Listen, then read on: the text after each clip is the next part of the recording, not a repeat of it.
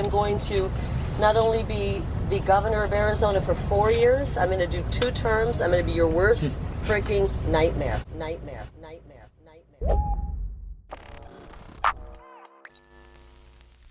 Today is election day, and we're probably not going to get all of the results tonight. In fact, I know with certainty that we're not going to see all of the results tonight, so we don't necessarily know how this is going to turn out, but we probably will know by Thursday or Friday. But just for a moment, think about this. This is the last election in the United States before a wave of election-denying Trump sycophants will assume power at all levels of government across the country. Let that sink in for a moment. Not to be hyperbolic, but this could be our last free and fair election as a country, as a democracy. And I say that because after we see election deniers assume power at attorney generals' offices, at the Secretary of State, at, county commissioners across the country, well, in 2024, if Trump chooses to contest the election, win or lose, he now has the institutional support to back him up and make that coup stick. So we are in the last days of democracy. And of all people, somebody who I think put it best was Bill Maher, shockingly. And yes, you heard me correctly. I said Bill Maher put it best. Somebody who has been wrong on virtually everything, who has shifted to the right over the course of the last couple of years. The one silver lining is that he seems to understand how bad things are with regard to democracy and how we are in the end stage of U.S. democracy. Now, let me be very clear here. Democracy in the United States, I think that you can argue persuasively so that we were never a full democracy. And I don't mean that because, no, we're a republic. No, a republic is a type of democracy. So shut up before you comment with that bullshit. But democracy needs to be consolidated. Suffrage needs to continuously be expanded until it's universal. So we were never a perfect democracy. There are things that we needed to fix. But what's left of our democracy, even the facade, will very soon be going away if these election deniers do take power. And Bill Maher, of all people, puts it into perspective very, very well. Let's watch. Tuesday is election day, and I know I should probably tell you to vote in what, honest to God, is really the most important election ever. So, okay, yes, you should vote. And it should be for the one party that still stands for democracy preservation.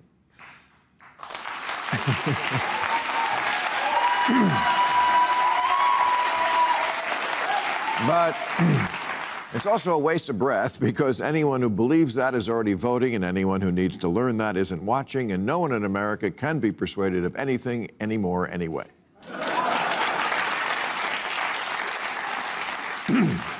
The January 6th hearings, it turns out, changed nobody's mind.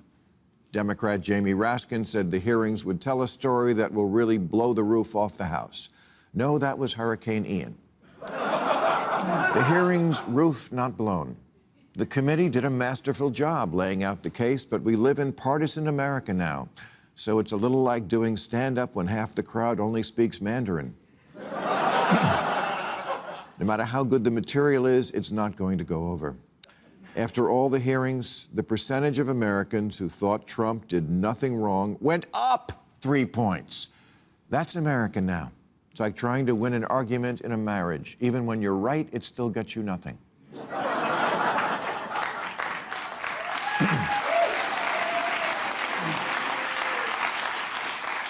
Ben Franklin said our country was a republic if you can keep it. Well, we can't. And unless a miracle happens on Tuesday, we didn't. Democracy is on the ballot, and unfortunately, it's going to lose. And once it's gone, it's gone. It's not something you can change your mind about in reverse. That's gender. So here's what's going to happen. Republicans will take control of Congress, and next year they'll begin impeaching Biden and never stop. They'll impeach him for getting out of Afghanistan and getting into Ukraine. For inflation, for recession, for falling off his bike, it won't matter and it won't make sense. But Biden will be a crippled duck when he goes up against the 2024 Trump Kari Lake ticket. And even if Trump loses, it doesn't matter. On Inauguration Day 2025, he's going to show up, whether he's on the list or not. And this time, he's not going to take no for an answer, because this time he will have behind him the army of election deniers that is being elected in 4 days. There are almost 300 candidates on the ballot this year who don't believe in ballots. And they'll be the ones writing the rules and monitoring how votes are counted in 24. The facts, the policies, the behavior don't matter anymore. Trump could be filmed throwing a baby off a bridge and still win. Not to give Herschel Walker any idea.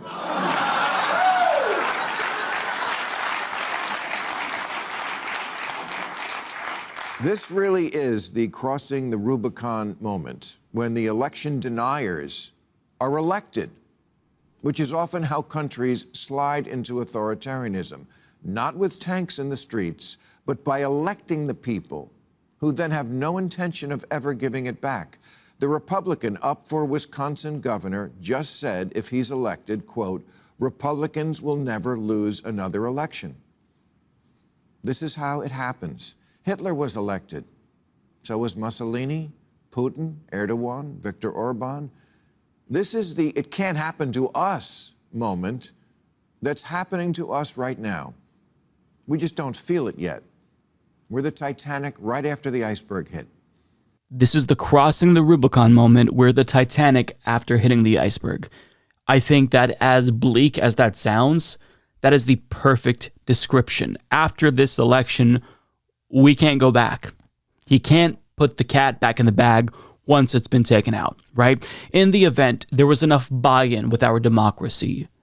Trump trying to steal the election in 2020 would not have stuck. It would have permanently delegitimized him. But because his sycophants believed him, things are only getting worse. Now, there are many, many Trumps across the country who could very well stage little mini stop the steals. I mean, today, Carrie Lake in Arizona is claiming, if there are irregularities, basically it's because they're stealing the election from her. And she's not going to be the only one to do this. We have had problems after problems.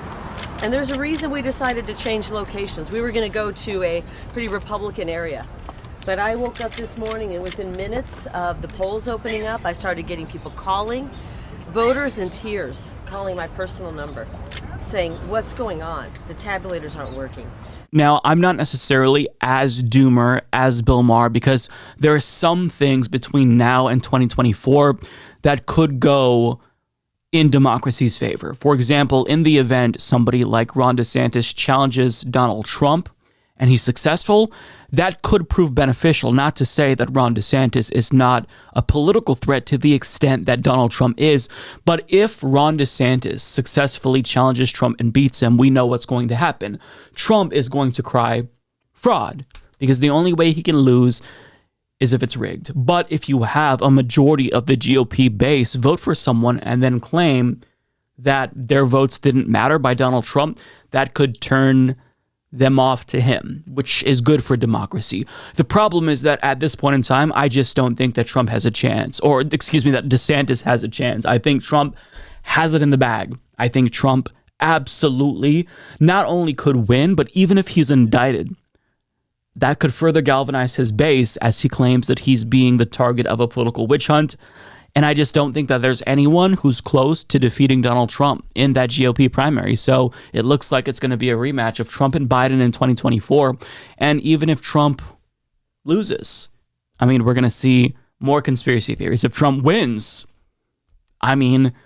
what's going to happen there? Well, I think that Bill Maher, in the second clip that we're going to watch, he puts it into perspective as to what a loss of democracy is going to look like. It's not going to be super startling. It's like, one of those instances where it's very gradual, right? So you'll see the loss of civil rights, civil liberties over time, but ultimately things are never going to be the same again because democracy is dying. So let's watch. Democracy's hard.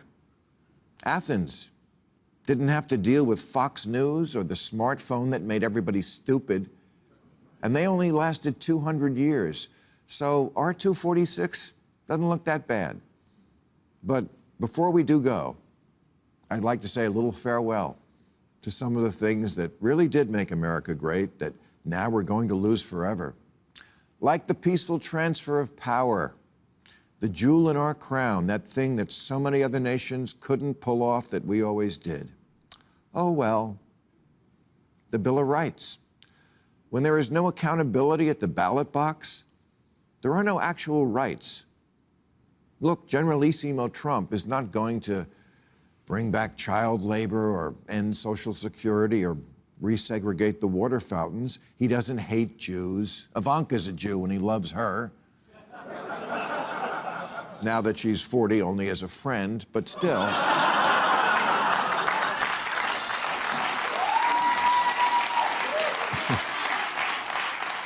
But make no mistake, it will be an entirely different way of life for many, because our elections will just be for show, like in China and Russia and all the other places Trump says are very strong.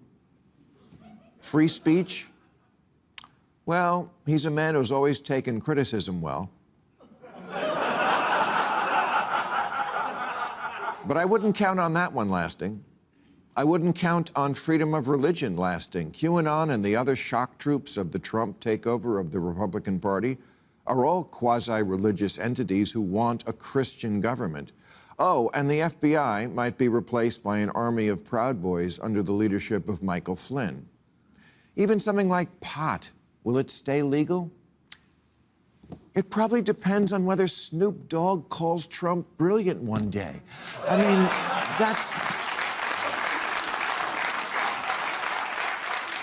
that's how things will be decided, not by the rule of law.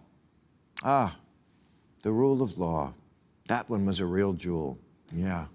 Maybe our finest hour as Americans was after World War II, when we gave even the defeated Nazis a fair trial. Justice Robert Jackson said that voluntarily submitting our captive, defeated enemies to the rule of law was one of the most significant tributes that power had ever paid to reason. Well, power will very soon not be paying any more tributes to reason. So I think that his prediction here is pretty accurate. I mean, you can't say with certainty what post-democracy America is going to look like, but I think that he is right to point out that this is going to be the end of peaceful transfers of power in the United States, the end of the Bill of Rights, or at least further erosion of them. Elections will be just for show, like Russia and China. And stop for a moment, because you see in these authoritarian regimes how the election results for the autocrat is always like 99%, and you think, wow, how can anyone believe that? Do they actually believe that, or do they know that it's all just a facade? I mean, we saw the way that Trump brainwashed half the country. So it can happen here, and I don't believe that it's just a bunch of people who know that it's all a ruse. I think people believe that these autocrats are getting 99%. I mean, Trump proved that anything can be possible. Any lie can land if you dupe people enough. Also, free speech could be decimated. I think that's absolutely on the table. We see the ways that the GOP, without Trump in power, is banning books. They're cracking down on LGBTQ people. Don't say gay.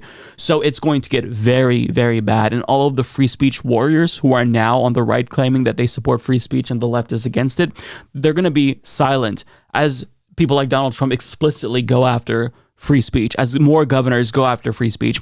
And I think that Bill Maher, like when he said this, it struck a chord with me, because he's right. He said, it will be an entirely different way of life for many. And that's true, because for the first time in the history of our country, for the first time in of most of our lives, assuming we've lived here since we were born, we're going to live in a non-democratic America. And we don't know how long this period of authoritarianism will last. Will it just be 4 years? Will there be successors after Trump that will continue the authoritarian regime?